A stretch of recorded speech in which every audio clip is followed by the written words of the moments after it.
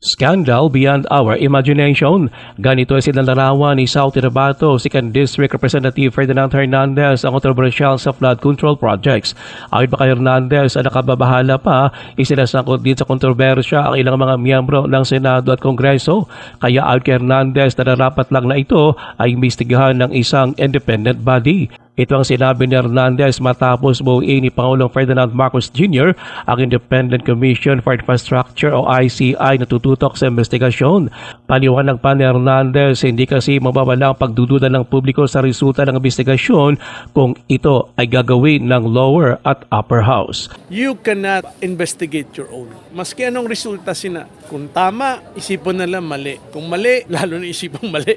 So, dapat nga dito sa hindi nila pagduda. We owe it to the public. Si South Cotabato 2nd District Representative Ferdinand Hernandez, naniniwala rin si Hernandez na ang ICI ay tugon sa kahilingan ng mas maraming mga Pilipino. Ruel Usano, NDBC, Bida Balita.